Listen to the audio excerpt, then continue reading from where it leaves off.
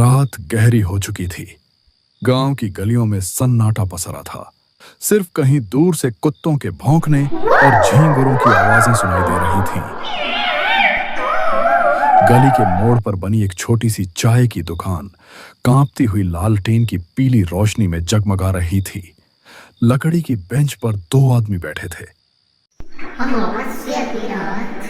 शिवा, तूने कभी उस पुराने पीपल के पेड़ के नीचे रात में रुककर देखा है? लोग कहते हैं कि वहां सफेद साड़ी वाली औरत दिखती है। कहते हैं वो औरत असल में उसी हवेली वाली है जिसकी बरसों पहले मौत हो गई थी। सुनने में आया है उसकी लाश कभी ढंग से दफन नहीं हुई और उसकी आत्मा भटकती रहती है। हाँ रे, एक बार मेरा चचेरा भाई उधर से देर रात गुजरा था। बोला कि जैसे किसी ने पीछे से उसका नाम पुकारा। मुड़कर देखा तो कोई नहीं, लेकिन पैरों के पास ठंडी हवा का झोंका आया था। उसके बाद कई दिनों तक बुखार में पड़ा रहा। लोग बातें बनाते हैं रामलाल, लेकिन गांव के ही रघुवीर को याद है ना? वही जो शराब पीकर उस हवेली में घुस गया था। सुबह लोगों ने उसे चौपाल के पास पाया, पूरा पागल हो गया था। अब तो 2 शब्द जोड़ने की भी हालत नहीं है उसकी। तो क्या तू मानता है कि भूत प्रेत सच में होते हैं? न मानूं तो क्या, आधी रात को गांव के बाहर वाले कुएं पर मत जाना। पता नहीं कौन सी परछाइयां खड़ी रहती हैं वहां। कई लोगों ने देखा है, औरत के रोने और बच्चे के हंसने की आवाजें एक साथ आती हैं। चाय की भाप और धुंधली रोशनी के बीच उनकी बातचीत लगातार गहराती जा रही थी। तभी अचानक कदमों की आहट सुनाई दी। दोनों सहमकर इधर उधर देखने लगे। कहीं वही तो नहीं, कहीं वही चुड़ैल तो नहीं। गांव के सन्नाटे को चीरता हुआ उनका तीसरा दोस्त वहां आ पहुंचा। उसका चेहरा थका और बुझा हुआ था, मानो किसी अनजानी यात्रा से लौटा हो। वह पास आकर बैठ गया। कुछ देर का सन्नाटा छाया रहा। अरे तू आ गया, चल अब माहौल बनेगा। तू ही हमें कोई डरावनी कहानी सुना दे। तू तो हमेशा ऐसी कहानियां सुनाता है कि नींद उड़ जाती है। ठीक है, लेकिन ये कहानी मेरी अपनी नहीं है। मेरे एक दोस्त के साथ घटी थी और उसने मुझे सब कुछ वैसे ही बताया था। सच में? क्या हुआ था उसके साथ? वो कहता है एक रात वो अकेला घर लौट रहा था। रास्ता सुनसान था, चारों तरफ सिर्फ अंधेरा और ठंडी हवा चल रही थी। तभी अचानक उसे लगा कि कोई पीछे पीछे चल रहा है। फिर धीरे धीरे उसने अपनी पुरानी आदत दोहराई। डरावनी कहानियां सुनाई। उसकी आवाज धीमी थी, पर हर शब्द माहौल को और बोझिल कर रहा था। उत्तर प्रदेश की घनी जंगलों से घिरा एक गांव है, नाम है भैरवपुर। दिन के उजाले में तो यह गांव किसी साधारण बस्ती जैसा लगता है। खेतों में काम करते किसान, चौपाल पर बैठे बुजुर्ग और कच्ची गलियों में दौड़ते बच्चे। लेकिन रात होते ही भैरवपुर की पहचान बदल जाती है। गांव पर एक सन्नाटा छा जाता है, जैसे हवा तक अपनी रफ्तार रोक लेती हो। लोग दरवाजे खिड़कियां मजबूती से बंद कर लेते हैं, क्योंकि उन्हें पता है इस गांव की रातें किसी और ही दुनिया से ताल्लुक रखती हैं। कहते हैं बरसों पहले इस गांव में एक ऐसी घटना हुई थी जिसका जिक्र आज भी फुसफुसाकर किया जाता है। उस घटना के बाद से भैरवपुर की हवाओं में एक साया बस गया। कुत्तों का एक साथ रो पड़ना, पुराने पीपल के पेड़ से आती कराहटें और उस सूखे कुएं के पास सुनी जाने वाली औरत की चीखें, ये सब किसी भ्रम का हिस्सा नहीं, बल्कि इस गांव की सच्चाई है।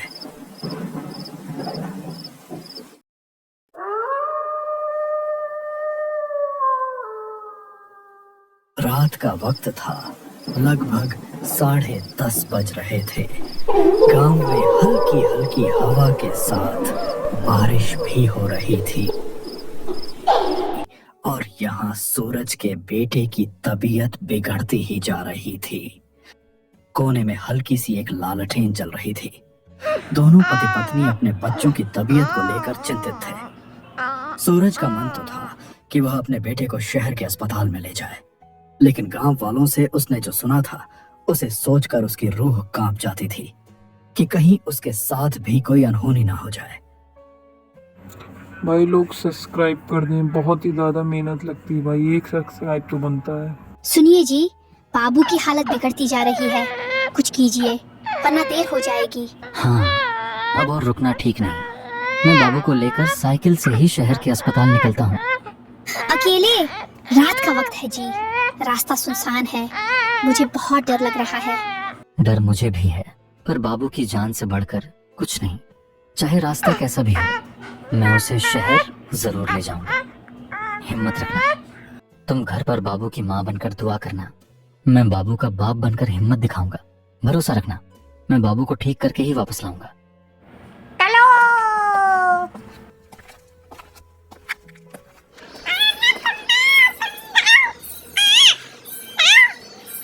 उस रात एक पिता अपने बेटे की जान बचाने के लिए एक ऐसे खौफनाक सफर पर निकल पड़ा था जहां कदम कदम पर खतरा था। इस गहरे अंधेरे के बीच साइकिल चला रहे सूरज के मन में डर बढ़ता जा रहा था। इस डर का कारण था शहर की तरफ जाने वाला यह इकलौता रास्ता। बारिश अब और तेज हो चुकी थी। नहीं बेटा, धीरज बूंदें रखो, मैं सूरज के तुम्हें चेहरे पर पड़कर जैसे उसे बार बार चेतावनी दे रही थी, सही सलामत लेकिन उसके पास लेकर ठहरने का आऊंगा, वक्त तुम नहीं था। एकदम सही हो बेटे की सांसें भारी हो रही थी।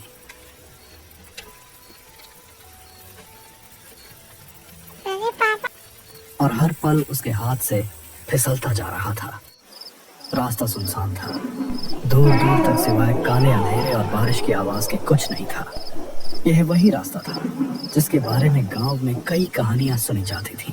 लोग कहते थे कि इस रास्ते पर रात में कोई परछाई चलती है, कोई अजीब सी परछाई जो साथ साथ चलती है और अचानक गायब हो जाती है। सफर अभी बहुत लंबा था, इसीलिए सूरज अपनी साइकिल तेज चला रहा था ताकि वह जल्दी शहर पहुंचकर अपने बेटे की जान बचा सके। लेकिन अब बारिश बंद हो चुकी थी।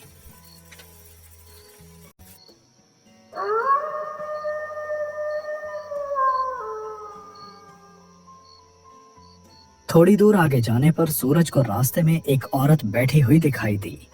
सूरज को यह देखकर बहुत आश्चर्य हुआ कि उसे रास्ते पर इतनी रात को कोई क्यों बैठा है। बेटा जरा रुक जा, ये टोकरी भारी है, मेरे बूढ़े हाथ कांपते हैं, उठा नहीं पा रहे। अम्मा, मेरा बाबू बीमार है, मुझे जल्दी शहर पहुंचना है, वरना उसकी हालत और बिगड़ जाएगी। माफ करना अम्मा, अभी मेरे पास जरा भी वक्त नहीं है।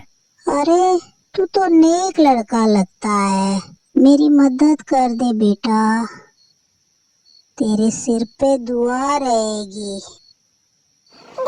ठीक है, आप अकेली हैं इतनी रात को। अच्छा बताइए कहाँ रखना है टोकरी, मैं उठा देता हूँ। सूरज टोकरी उठाने की कोशिश कर ही रहा था, तभी उसने देखा कि वहां तो कोई है ही नहीं। उसका दिल जोर जोर से धड़कने लगा। हे भगवान, ये मैंने क्या देखा? अभी तो यहीं खड़ी थी अम्मा, फिर अचानक कहाँ गई? नहीं नहीं, ये जगह ठीक नहीं है। डर और बेचैनी उसके चेहरे पर साफ झलक रही थी। वह तेजी से साइकिल पर चढ़ा और अंधेरे रास्ते में भागने लगा, लेकिन किस्मत जैसे उसका साथ छोड़ चुकी थी। मुझे यहाँ से निकलना होगा, बाबू की हालत और बिगड़ रही है, जल्दी शहर पहुंचना है।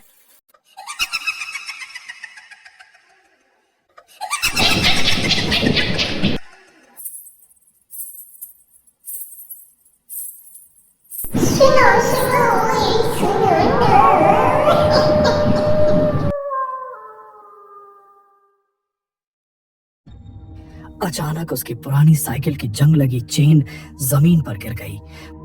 हे राम, ये क्या हो गया?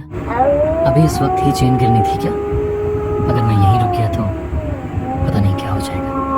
नहीं, मुझे किसी तरह चेन चढ़ानी ही होगी।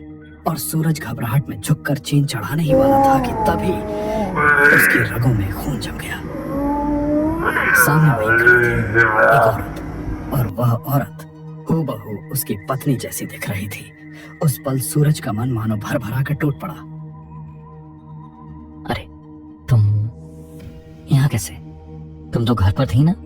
इतनी रात गए? इस सुनसान रास्ते पर कैसे चली आई? मत पूछो, मैंने रास्ते में एक परछाई देखी थी, वो लगातार मेरा पीछा कर रही है। मैं डरी हुई थी, इसलिए भागकर तुम्हारे पास आ गई। जल्दी करो, हमें यहाँ से निकलना होगा। बाबू को मुझे पकड़ाओ, मैं उसे संभाल लेती हूँ। तुम साइकिल ठीक करो। परछाई, ये कैसी बातें कर रही हो तुम? लेकिन अगर तुमने सच में देखा है तो मामला गंभीर है। अच्छा, तुम बाबू को दो, मैं चेन लगाता हूँ।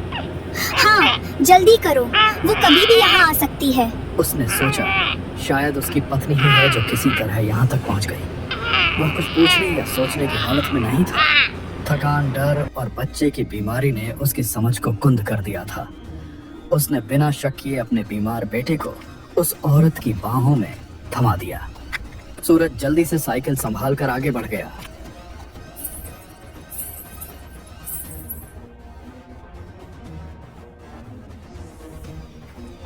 लेकिन कुछ ही दूरी तय करने के बाद उसके मन में अचानक अजीब सा खटका हुआ। उसने कांपते हुए पीछे मुड़कर देखा और यह नजारा उसकी रूह तक को चीर गया।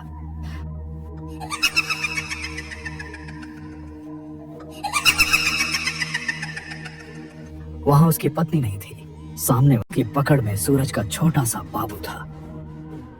मेरे बाबू को छोड़ दे, ये मेरा बच्चा है। तू इसे क्यों ले आई? ओ माँ, मैंने तो तुझे अपनी पत्नी समझा था। आंसू बारिश के कतरों के साथ मिल गए और उसकी दौड़ती हुई सांसें पागलपन की हद तक तेज हो गईं। वह ठोकर खाता, गिरता, फिर उठता और भागता रहा। उसके सीने में सिर्फ एक ही बात थी, किसी भी तरह बाबू को बचाना है। डर अब भी था, लेकिन उस डर के नीचे छिपा पिता का हौसला कहीं ज्यादा बड़ा था। मेरा बाबू मुझे लौटा दे। नहीं, ऐसा मत कर। मैं तुझसे हाथ जोड़ता हूँ, मेरे लाल को कुछ मत करना, उसे मुझे दे दे। दिल की धड़कनें तेज होती जा रही थी। तभी उसकी नजर सामने पड़ी। वहां टूटी फूटी पगडंडी के बीच वही चुड़ैल बैठी थी। उसकी गोद में वही बच्चा था जिसे सूरज अपनी जान से भी ज्यादा। नहीं, ऐसा मत कर। मैं तुझसे हाथ जोड़ता हूँ, मेरे लाल को कुछ मत करना, उसे मुझे दे दे। तो मेरी सांसों की डोर है, उसके बिना मैं जिंदा नहीं रह पाऊंगा। ओ परछाई, तुझसे मैं डरता नहीं, मगर मेरा लाल तेरा नहीं है। वो मेरी रूह का टुकड़ा है, उसे लौटा दे। अगर मेरी जान चाहिए तो ले जा, पर मेरे बाबू को छोड़ दे। मैं अपनी आंखों की रोशनी भी तुझ पर वार दूंगा। बस मेरा बच्चा मुझे लौटा दे। छलावा ने अपनी लाल आंखें चमकाई। वह जैसे ही बाबू को चोट पहुंचाने के लिए अपना काला हाथ उठाता, तभी अचानक अंधेरे को चीरती हुई मोटरसाइकिल की तेज हेडलाइट उधर आ पड़ी।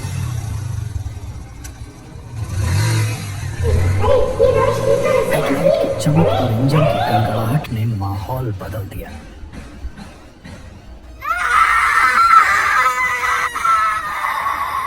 छलावा ने चीख मारी और अगले ही पल धुएं की तरह गायब हो गया।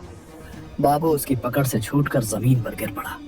सूरज ने दौड़कर अपने लाल को उठा लिया, कांपते हाथों में उसे सीने से चिपका लिया और आंसुओं से उसका चेहरा भीग गया। आसमान से बरसती बूंदें अब उसे डरावनी नहीं लग रही थीं, बल्कि जैसे राहत का आशीर्वाद बनकर बरस रही थी। अरे सूरज, ये तू यहाँ इस हालत में? और ये तेरी आंखें लाल क्यों हैं? भाई, तू सही समय पर आया, वरना मेरा बाबू, मेरा लाल, वो कोई औरत नहीं थी, वो तो छलावा था। उसी ने मेरी आंखों के सामने मेरी पत्नी का रूप बनाकर मुझे धोखा दिया और मेरे बाबू को लेकर भाग गया। भाई, मैं मर ही गया था डर से। ये तो तेरी बाइक की आवाज थी जिसने उसे भगा दिया, वरना मेरा सब कुछ खत्म हो जाता। भाई, तूने आज मेरी जान नहीं बल्कि मेरी पूरी दुनिया बचा ली। तेरी ये मदद मैं जिंदगी भर नहीं भूल पाऊंगा। सूरज, घबरा मत, अब मैं हूँ ना। देख, बाबू सुरक्षित है। हम दोनों उसे लेकर तुरंत शहर चलेंगे। तुझे अकेले नहीं छोड़ूंगा। उस अंधेरी रात में सूरज की यह कहानी गांव के दिल में हमेशा के लिए दर्ज हो गई। एक बाप की जिसने छायाओं और छलावे से टकराकर अपनी संतान को बचा लिया। उस रात ने यह साबित कर दिया कि डर कितना भी गहरा क्यों ना हो, एक पिता का प्यार उससे कहीं ज्यादा मजबूत होता है। भाई प्लीज लाइक एंड शेयर जरूर करिएगा और आगे देखने के लिए कमेंट करिए।